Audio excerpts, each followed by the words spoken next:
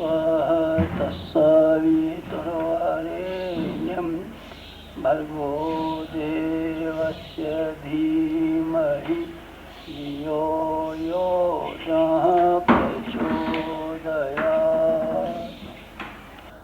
मनुष्य की सामान्य शक्ति सीमित है। उसको प्रत्येक प्राणी को भगवान ने इतना ही सामान दिया है कि वो अपने जीवन का गुजारा कर ले।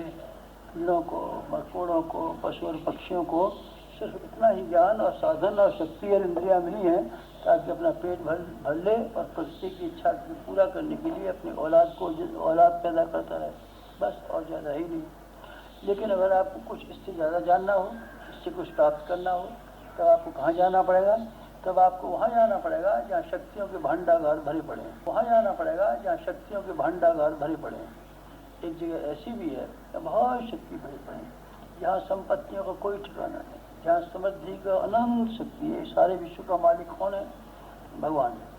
ये उसी का तो सामान है जिससे उन्होंने दुनिया को बना दिया। जहाँ आप जो कुछ भी देखते हैं वैभव, ये भगवान के भंडार का एक छोटा सा चमत्कार है। पृथ्वी के अलावा और भी देश हैं, और भी लोग हैं, उन सबको भी भगवान का भंडार भरा हुआ पड़ा है। बड़ा संपत्तिवान है भगवान। आपको अगर संपत्तियों की ज़रूरत है, सफलताओं की ज़रूरत है, विभूतियों की ज़रूरत है, तो अपना पुरुषार्थ इस काम में खर्च कर दीजिए कि उस भगवान के साथ में आप रिश्ता बना सकें, उसके साथ में आपको जोड़ने में समर्थ हो सकें। ये सबसे बड़ा पुरुषार्थ है। आप किसी मालदार आदमी के साथ में अपना रिश्ता मिला लें तब मज़ा आ जाए। लाल बहादुर शास्त्री का नाम सुना है? लाल बहादुर शास्त्री बिल्कुल छोटे से आदमी थे, लेकिन पंडित नेहरू के साथ में उन्होंने अपने घने संबंध बना लिए। उनकी वजह से एमएलए भी हो गए, उनकी सहायता से वो यूपी के मिनिस्टर भी हो गए, फिर वो सेंट्रल गवर्नमेंट के मिनिस्टर भी हो गए, फिर उनके मरने के पश्चात उनके उत्तराधिकारी भी हो गए। बहुत शानदार थे लाल बहादुर शास्त्री। ये उनके अपने पुरुषार्थ का उतना फल नहीं था जितने कि नेहरू जी के सहयोग का उनकी निगाह में उनकी इज्जत जम गई थी। उन्होंने ये देख लिया था कि यह आदमी बड़ा उपयोगी है, उसकी सहायता करनी चाहिए। उनकी सहायता से उनने भी लाभ उठाया, इसीलिए उनकी सहायता भरपूर की पंडित नेहरू ने। ठीक यही बात हर जगह साबित होती है। एक सर्वशक्तिमान सत्ता है भगवान, उसके साथ अगर आप जोड़ लें तब आपकी मालदारी का कोई ठिकाना न रहे। आप इतने संपन्न हो जाएं, ये क्या कहूँ आपसे। आप बापा जलाराम की तरीके से संपन्न हो सकते हैं, आप सुदामा की तरीके से मालदार भी हो सकते हैं, आप विभीषण की तरीके से मालदार भी हो सकते हैं, आप सुग्रीव की तरीके से मुसीबतों से बच करके फिर अपना खोया हुआ राजपाट पा सकते हैं। आपको नरसिंह मेहता की तरीके से हुंडी भी आप पे बरस सकती है। उसके यहाँ कुछ कमी है क्या? उसके यहाँ कोई कमी नहीं है। इसलिए यहाँ जो आपको बुलाया गया है उसका एक कारण ये भी है कि आपसे ये कहा जाए कि आप भगवान के साथ में अपना रिश्ता जोड़ लें। आप ये पूजा करते हैं, उपासना करते हैं, भजन करते हैं, उसका मतलब ये है कि आप इन उपायों के माध्यम से अपना रिश्ता भगवान के साथ में जोड़ लें और उनके साथ में आप जोड़ लें तो मज़ा आ जाए। एक स्त्री, एक गरीब घर की लड़की किसी मालदार पति के साथ में शादी हो जाए तब तो दूसरे दिन उसकी मालकिन हो जाती है। क्यों? उससे रिश्ता मिला लिया ना। रिश्ता मिलाने में क्या करना पड़ता है? बस यही तो मुझे कहना था आपसे। रिश्ता मिलाने में आप जो ख्याल करते हैं कि रिश्वत देनी पड़ती है और चापलूसी करनी पड़ती है ना, इस ख्याल को आप हटा दीजिए। रिश्वत दे करके भगवान को अपना मित्र बना सकते हैं, उसका अनुग्रह प्राप्त कर सकते हैं, ऐसा मत कीजिए, मत विचार कीजिए। और आप ये मत विचार कीजिए कि जीव की नोक से कुछ मीठी बातें और चापलूसी की बातें स्तोत्र पाठ करने के बाद में भगवान को आप अपना बना सकते हैं। आप भगवान की समझदारी पर यकीन कीजिए और ये समझिए भगवान आपकी जवान को नहीं, आपकी नीयत को देखता है, दृष्टिकोण को देखता है, चरित्र को देखता है, चिंतन को देखता है और आपकी भावना को देखता है। अगर इस क्षेत्र में आप सुने हैं तो आपके कर्मकांड पर बहुत ज़्यादा कारगर नहीं हो सकेंगे। आपने देखा है ना, कितने पंडित लोग हैं जो तरह तरह के विधि विधान और कर्मकांड जानते हैं पर सब खाली हाथ रहते हैं। आपने देखा है ना, कितने साधु महात्मा तरह तरह के जप करते हैं, तिलक लगाते हैं और पाठ पूजा करते हैं, तीर्थ यात्रा करते हैं, स्नान पूजन करते हैं, लेकिन उनकी नीयत, उनकी भावना, उसका दृष्टिकोण अगर ऊंचा न हुआ तब, उनका व्यक्तित्व ऊंचा न हुआ तब, उनका अंतःकरण ऊंचा न हुआ तब उनके लाल पीले कपड़े पहन लेना और तरह तरह के आडम्बर बना लेना और तरह तरह के क्रियाकृत कर लेना बिल्कुल बेकार चला जाता है और सामान्य नागरिकों से भी गए हुए स्तर की ज़िंदगी जीते हैं। भगवान की कृपा कहाँ मिलती है? भगवान की कृपा प्राप्त करने का जो असली रहस्य है उसको आपको जानना ही चाहिए। क्या करना होगा? आप उसके साथ में जुड़ जाना होगा। जुड़ जाने को ही उपासना कहते हैं। उपासना का मतलब है जुड़ जाना, पास बैठना, जुड़ जाना। किस तरीके से जुड़े? मैं आपको कुछ थोड़े से उदाहरण बताऊंगा जुड़ना कैसे कहते हैं। आपने आग में लकड़ी को गिरते हुए देखा? लकड़ी की क्या कीमत है? 2 कौड़ी की लकड़ी को आप पैर के नीचे पटक दीजिए, तोड़ के फेंक दीजिए, छू लीजिए और इधर से उधर करते रहिए, लकड़ी की क्या कीमत हो सकती है? लेकिन आग के साथ में अगर उसको मिला दिया जाए तो आप देखेंगे कि थोड़ी देर में लकड़ी गर्म होने लगती है और आग हो जाती है, फिर आप छू भी नहीं सकते। और जो गुण आपके हैं, अग्नि भगवान के हैं, देवता के हैं, वही आप देखेंगे कि उस नाचीज अग्नि के भी हो जाते हैं। बस ठीक यही तरीका व्यक्ति को और जीवात्मा को परमात्मा के साथ मिलाने का है। तो क्या करें? नज़दीक आ जाए। बस वही तो मैं कह रहा हूँ, नज़दीक आने का एक तरीका है। वो तरीका है अपने आप को सौंप देना और हम देना, उसकी इच्छा पर चलना। लकड़ी अपने आप को हम देती है और सौंप देती है, आग उसको जलाती है तो जलने से रजामंद है। उसी के साथ तो घुलेगी, जब घुल गई तो उसके साथ हो जाती है। हमारी और आपकी नियत ये हो कि हम भगवान के साथ में घुल जाएं। घुलने का मतलब सौंप देंगे, उनको अपने में नहीं मिला लेंगे, उनको अपनी मर्जी के ऊपर चलाएंगे नहीं, बल्कि हम अपनी मर्जी के उनकी मर्जी के मुताबिक चलेंगे। इसी का नाम समर्पण है, इसी का नाम विलय है, इसी का नाम विसर्जन है, इसी का नाम शरणागति है। बहुत से नाम इसके दिए गए हैं। उपासना का तत्व ज्ञान इसी पर जुड़ा हुआ है। आप भगवान के अनुयायी होते हैं कि नहीं?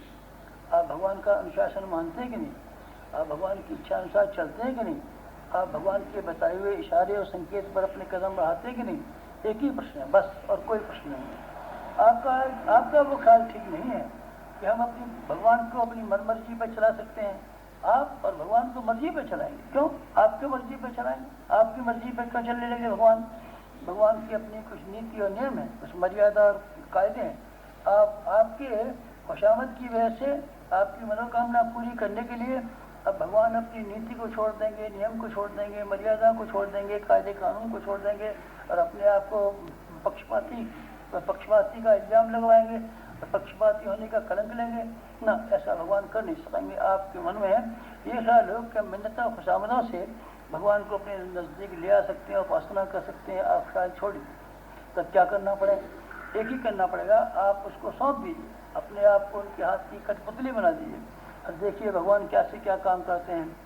पानी दूध में मिल जाता है और उसका दूध के बराबर हो जाता है कीमत। एक छोटी सी बूंद, नाचीज बूंद समुद्र में गिरती है और अपनी हस्ती को नाबूद कर देती है।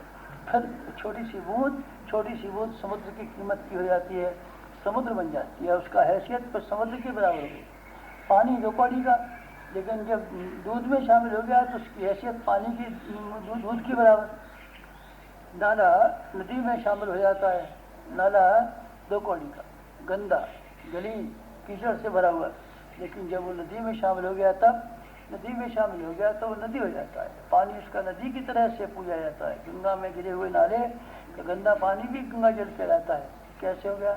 नाले ने अपने आप को समर्पित कर दिया। किसको? नदी को। अगर समर्पित न करता तब, अगर आपकी जैसी मन की स्थिति का होता तो वो नाला क्या कहता? गंगा जी से कहता आप नाला बन जाइए और हमारी मर्जी पूरी कीजिए, हमारे साथ साथ रहिए ना। ऐसा नहीं हो सकता। भगवान को आप अपने जैसा नहीं बना सकते और अपनी मर्जियाँ पूरी कराने के लिए मजबूर नहीं कर सकते। आपको ही उनके पीछे चलना पड़ेगा। पारस के बारे में सुना है ना आपने? पारस को छू करके लोहा सोना हो जाता है, लेकिन लोहा बदल जाता है।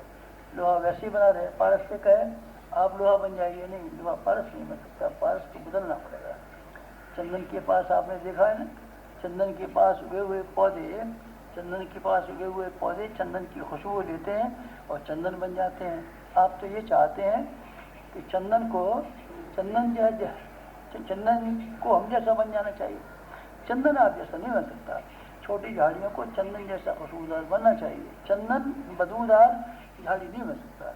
भगवान पर दवा मत डालिए। क्या करना पड़ेगा? आप उसके साथ में घुस जाइए, लिपट जाइए। देखा है ना, बेल एक पेड़ के साथ में लिपट जाती है और पेड़ जितना ऊंचा है उतनी ऊंची होती चली जाती है बेल। अगर वो बेल अब अपने मनमर्जी से फैलती तो सिर्फ जमीन पर फैल सकती थी, और कैसे ऊंची उठती, उठना संभव नहीं था, मुमकिन नहीं था। लेकिन इतनी ऊंची कैसे हो गई? क्योंकि वो उसे गुथ गई, लिपट गई। आप भी उसमें गुथ जाइए ना, लिपट जाइए ना, फिर देखिए कि आपकी ऊंचाई पेड़ के बराबर होती है कि नहीं। पेड़ कितना ऊंचा है? बहुत ऊंचा है। और भगवान कितना ऊंचा है? बहुत ऊंचा है। आप जरा गुथ के देखिए ना, उसके अनुशासन को पालिए ना, उसकी इच्छा के हिसाब से चलिए ना, फिर देखिए आप भगवान के बराबर बनते हैं कि नहीं। आप भगवान के बराबर बन जाते हैं।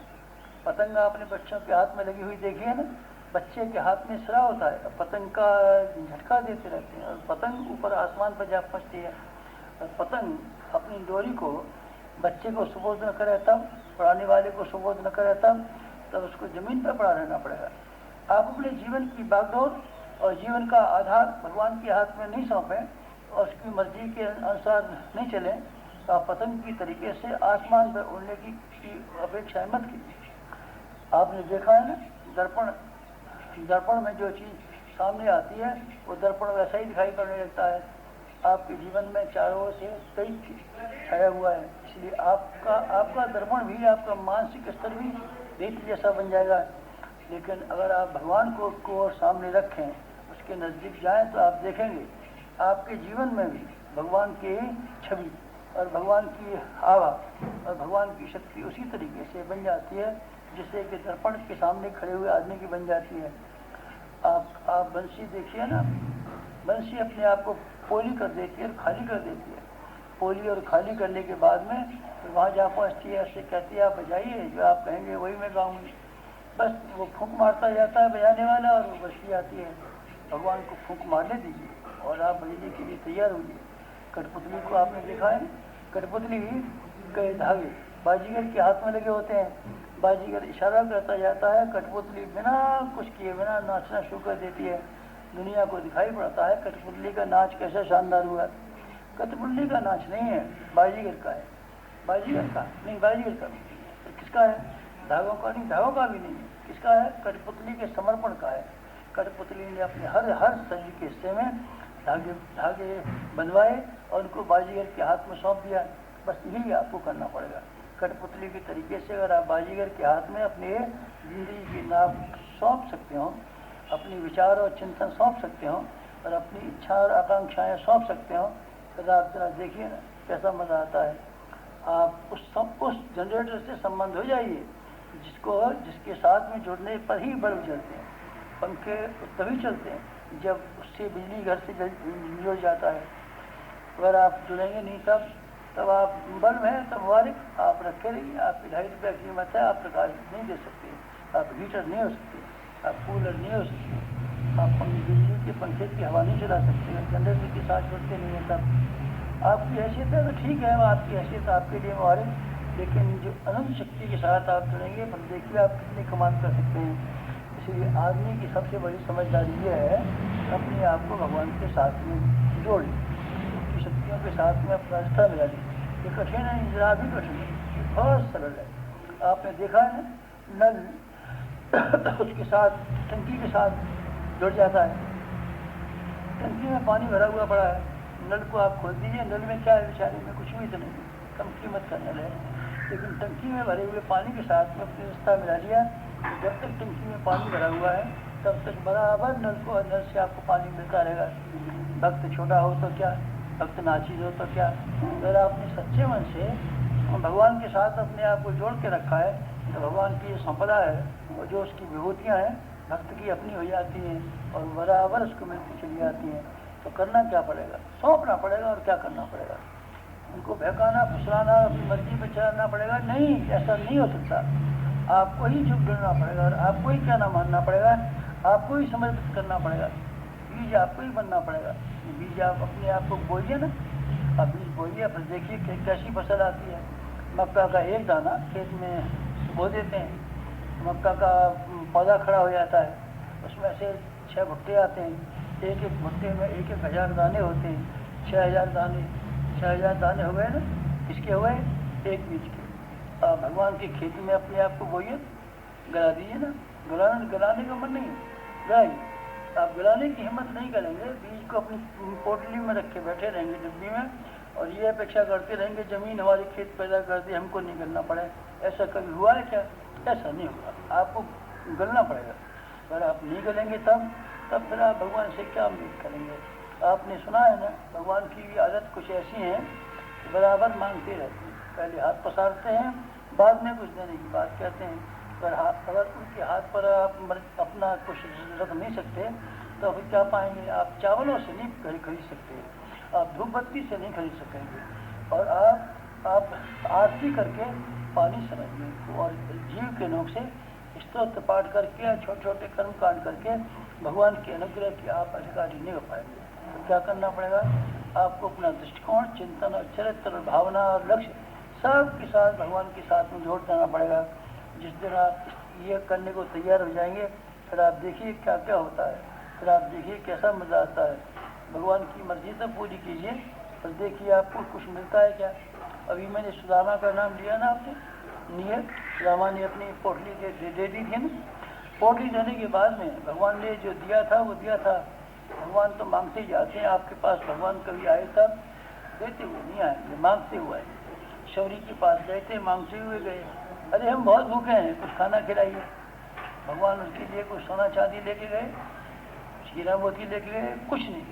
भगवान कहीं भी जाते हैं तो मनुष्य की पात्रता को परखने के लिए, उसकी महानता को विकसित करने के लिए एक ही दवा कहते हैं, आपके पास क्या है, हमारे सुपुर्द कीजिए, सुपुर्द कीजिए। शबरी ने लूटे गए थे, जो कुछ भी था उसकी सुपुर्द कर दिया। सुदामा के पास जो कुछ था सुपुर्द कर दिया। गोपियों के पास भी गए थे, गोपियों को भगवान प्यार करते थे, उनसे यही पूछते थे, लाइए आप कुछ दीजिए। छाछ से ही मांगते थे, कर्ण से भी मांगने गए थे, बलि से भी मांगने गए थे, हर जगह भगवान मांगने ही चले जाते हैं। भगवान की आदत को आप जानेंगे नहीं तो मुश्किल पड़ेगा, और आप अपने आप को सौंपने के लिए आमादा ना हुए तो आप भगवान को अपना नहीं बना सकेंगे। लैला मजनू की कहानी सुनिए? नहीं सुनी? अच्छा सुनिए। एक मजनू था, लैला को प्यार करता था, और वो चाहता था लैला की शादी उससे हो जाए, लेकिन उसका बाप तैयार नहीं था। बाप ने कहा नहीं, हम भिखारी के साथ में क्यों शादी करेंगे।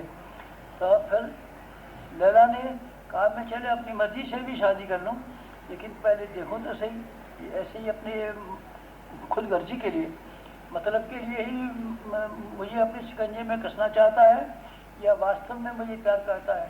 प्यार करने का मतलब होता है देना, प्यार का मतलब देना, प्यार का मतलब देना, प्यार का मतलब देना।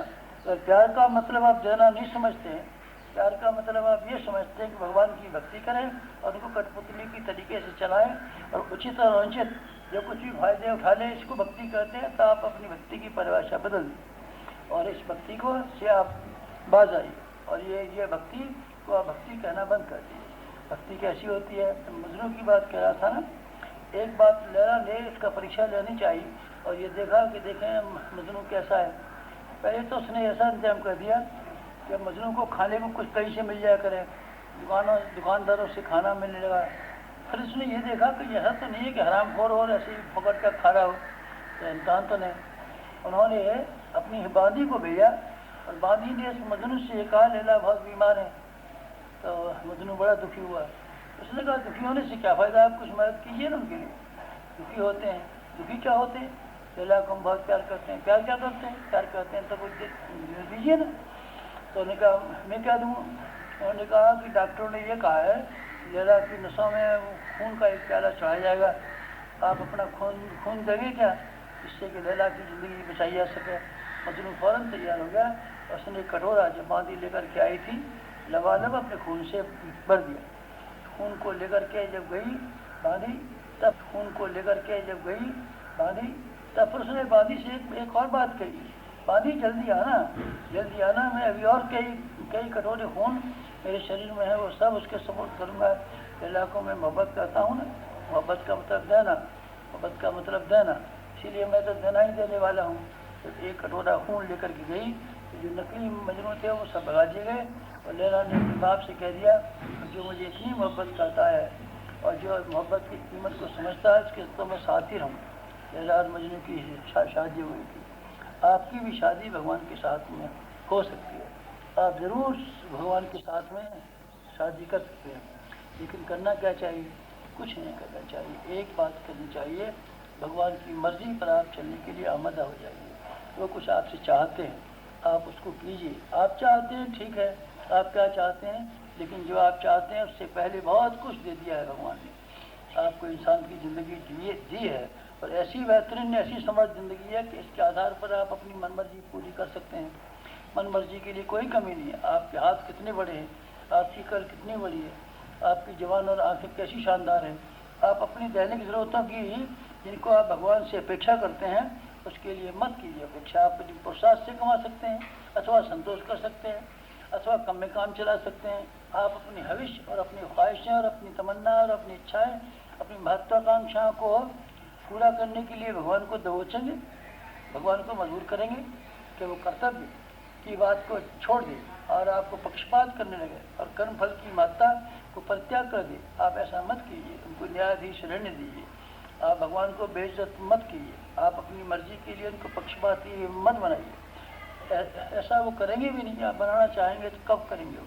इसलिए तरीका एक ही है, आप उस शक्ति के भंडार के साथ में अपने आप को मिला दें, जोड़ लें। और मिला ले जोड़ने का तरीका फिर वही है। फिर समझ लीजिए, फिर समझ लीजिए, आपको उनकी मर्जी पर चलना पड़ेगा। आप अपनी मर्जियाँ ख़त्म कीजिए, आप अपनी आकांक्षाएँ ख़त्म कीजिए, आप अपनी इच्छाएँ ख़त्म करिए। आप उन्हीं के हो जाइए और उन्हीं के साथ रहिए। तो उनके साथ आप हो जाते हैं तो वो आपके हो जाएंगे। आप उनके हो जाइए और आप उनको बना लीजिए। राजा हरिश्चंद्र बिके थे एक बार, और भंगी इनको खरीद ले गया था।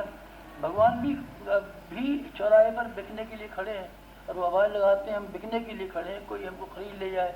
जो हमको खरीद लेगा उसी की सेवा करेंगे, उसी के साथ साथ रहेंगे।